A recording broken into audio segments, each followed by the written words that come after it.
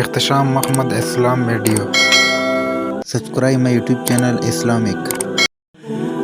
شراحیل bin Yazid کہتے ہیں مجھے مسلم بن یسار نے بتایا کہ انہوں نے ابو ہریرہ رضی اللہ تعالیٰ عنہ کو یہ کہتے ہوئے سنا کہ رسول اللہ صلی اللہ علیہ وسلم نے فرمایا آخری زمانے میں ایسے دجال یعنی فریبکار کذاب ہوں گے جو تمہارے پاس ایسی احادیث لائیں گے جو تم نے سنی ہوں گی نہ تمہارے آبا نے. تم ان سے دور رہنا کہیں وہ تمہیں گمراہ نہ کر دے اور تمہیں فتنے میں نہ ڈال دے.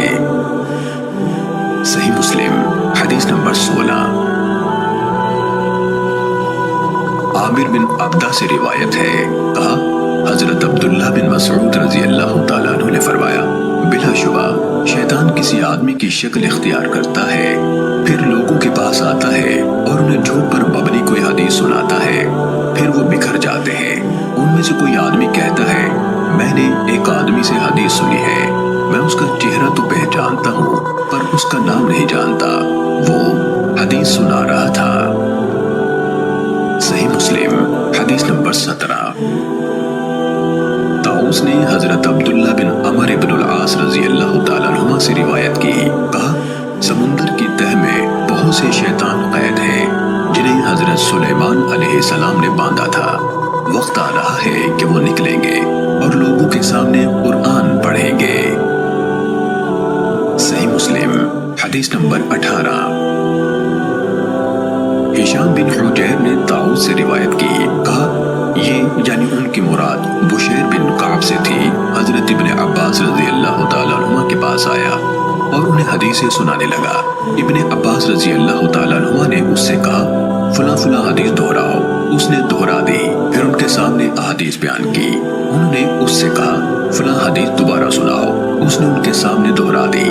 پھر آپ سے عرض کی میں نہیں جانتا کہ آپ نے میری بیان کی ہوئی ساری احادیث پہچان لی ہے اور اس حدیث کو منکر جانا ہے یا سب کو منکر جانا ہے اور اسے پہچان لیا ہے.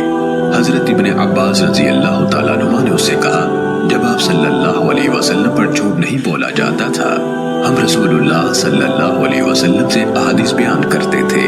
پھر جب لوگ ہر مشکل اور آسان سواری پر سوار ہونے لگے یعنی بلا تمیز صحیح و ضعیف روایت بیان کرنے لگے تو ہم نے براہ راست آپ صلی اللہ علیہ وسلم سے حدیث بیان کرنا ترک کر دیا.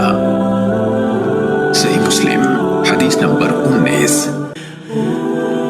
محمد بن رافع عبد الرزاق ابن طاؤس کے بیٹے نے اپنے والد طاؤس سے انہوں نے حضرت ابن عباس رضی اللہ عنہما سے روایت کی. انہوں نے کہا ہم رسول اللہ صلی اللہ علیہ وآلہ وسلم کی احادیث حفظ کرتے تھے اور رسول اللہ صلی اللہ علیہ وآلہ وسلم سے مروی حدیث کی حفاظت کی جاتی تھی مگر جب سے تم لوگوں نے بغیر تمیز کے ہر مشکل اور آسان پر سواری شروع کر دی تو یہ معاملہ دور ہو گیا. یعنی یہ بعید ہو گیا کہ ہماری طرح کے محتاط لوگ اس طرح بیان کردہ احادیث کو قبول کریں پھر یاد رکھیں. صحیح مسلم حدیث نمبر 20.